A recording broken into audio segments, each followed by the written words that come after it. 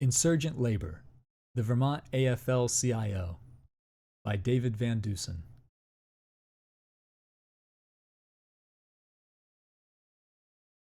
Foreword, Toward Working Class Liberation, by Kim Kelly.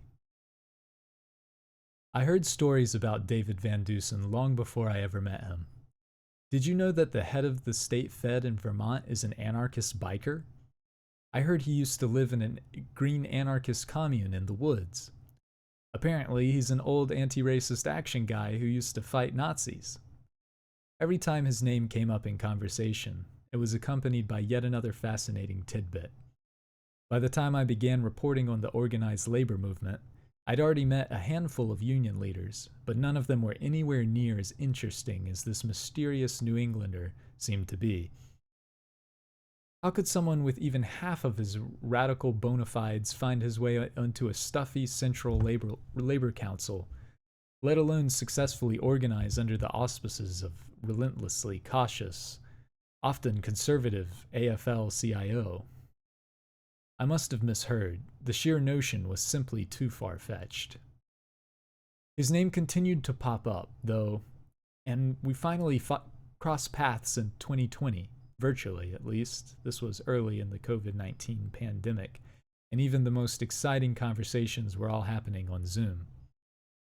As I got to know David and learned more about the work he and his compatriots on the United Reform slate were doing, I was thrilled to realize it had all been true. There was an anti-fascist, libertarian socialist biker running the Vermont AFL-CIO. And what's more, he was doing a bang-up job of it. By the time we connected, he had already weathered several years of tumult at the Labor Council, but the revolutionary principles under which he'd been organizing for the past 2 decades have remained firm. And so has his ironclad resolve. True working-class liberation will take a wide array of tactics and requires building power wherever possible. As he wrote in the prelude to his anarchist, socialist, and anti-fascist writings of David Van Duesen, 1995 to 2018 essay collection, "The best we can do is what we can. Subversive art, clandestine operations, militant street actions, building of counter-institutions, union organizing, and even the occasional election should not be understood as mutually exclusive endeavors to an effective movement. Together they are a mosaic that gives depth to our noble Oh man, David, you're using words I don't know how to say.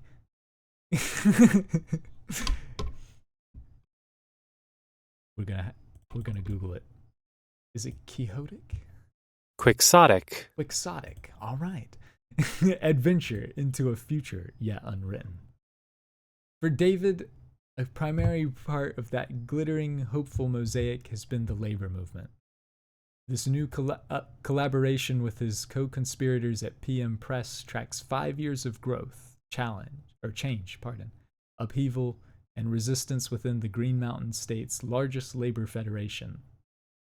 Insurgent Labor, the Vermont AFL-CIO, 2017 to 2023, is a comprehensive case study of David and the United Slate's successful experiment in increasing rank-and-file democracy within their state labor council. It offers strategic lessons and honest analysis of what worked and what didn't, and it charts the progress of the revolution in union leadership ushered in by the United campaign. The Progressive Slate was unified around a working-class left program that faced a number of stark challenges during the 2019 leadership elections, but ultimately proved to be remarkably effective. As David has suspected, when he first decided to run, rank-and-file union members across the state were ready for change. Instead of rubber-stamping Democrats for office and spending valuable resources on lobbying, United touted the need for more aggressive organizing, expanding social benefits for the working class, supporting the Green New Deal but insisting on a just transition that would protect union jobs, and loosening ties with the Democratic Party. Their 10-point program for union power emphasized union democracy, working class unity, striking when necessary, and connecting with organizations outside of labor who shared similar goals. To many rank-and-file union members, it doesn't sound all that radical. If anything, much of what United advocated for seemed like plain common sense.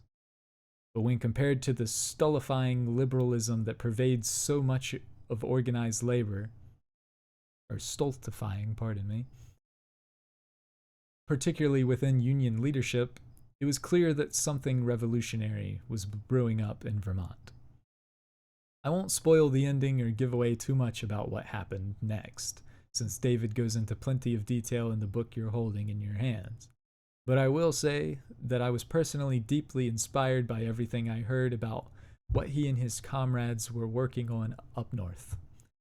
As the United campaign began to heat up, I was midway through my second term on my own union's council, and I found myself sighing with envy as I followed along from afar. By then, I had become even more knowledgeable about what kind of sausage was being made at various unions' internal leadership meetings, and it was enough to turn anyone vegan. For union members like myself, who hope to continue the labor movement's proud history of revolutionary politics and working class resistance, it can be awfully dispiriting to confront the harsh reality that, in many ways, we remain outliers, even in our own unions. That spirit of rebellion that drove us toward every step of progress we've made as a movement and as a class is missing in far too many union halls and Washington, D.C. meeting rooms. I shuddered to think of what the likes of Big Bill Haywood, Lucy Parsons, or Ben Fletcher would think of labor's photo ops at the White House and continuing support for the very police unions whose members brutalized the poor and working class with impunity. Later on, I decided to try to do something about that and became part of a reform slate that ultimately swept our union's 2021 leadership election. I have to thank United for giving me much needed inspiration to continue pushing forward through all the friendly fire we've dealt with on our end. As you'll read, the Vermont AFL-CIO became experts in that particular area. They showed us what was possible, and they followed up their stated principles with action. Insurgent labor drills into the hows and whys of what made their campaign work, and it provides a fascinating blueprint for those who are interested in replicating their success. David is clear about the unavoidable fact that small, rural, fiercely independent Vermont is a unique environment for this kind of ambitious organizing project. It remains to be seen whether the program would work as well in Wisconsin or Florida, but it's only a matter of time until we find out. I'm writing this at the end of 2023, one of the biggest years for labor in recent memory in terms of enthusiasm and rising militancy. There's been over 400 strikes this past year and countless gains for union members across the country.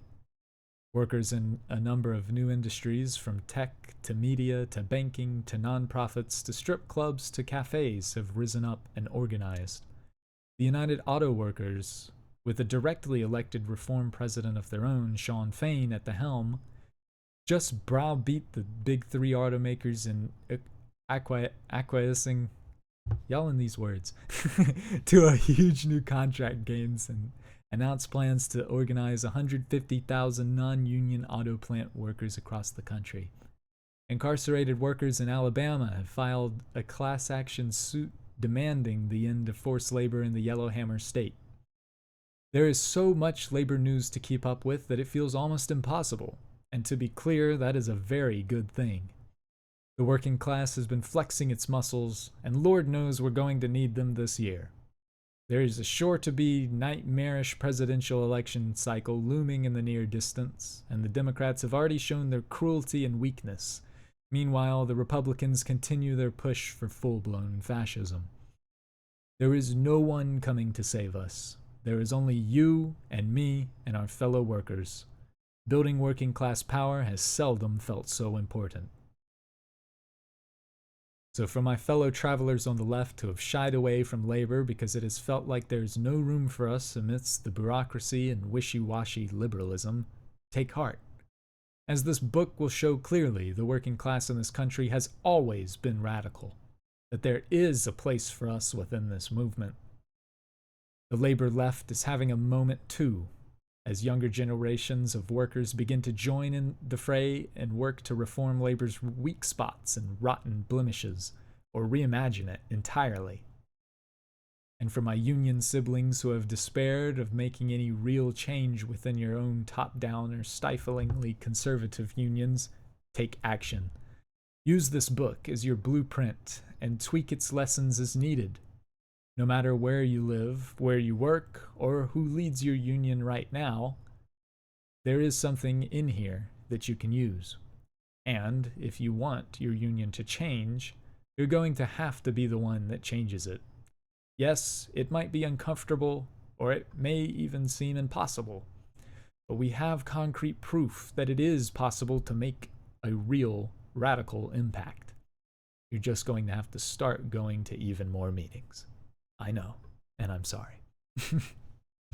I am thankful that David has written this book and excited to see what happens when this new, fired up, militant class of workers, labor organizers, and hellraisers gets their hand on it. That's enough out of me, though. Hurry up and turn the page. There's no time to waste. We've got a world to win. That'll be all for now. Thanks for checking this out. Best wishes to all as we move forward. And be sure to check out the Black Socialists in America and what they have to say about building dual power in our communities and building labor power as we move forward, and especially as we move toward a general strike. Thanks, and take care.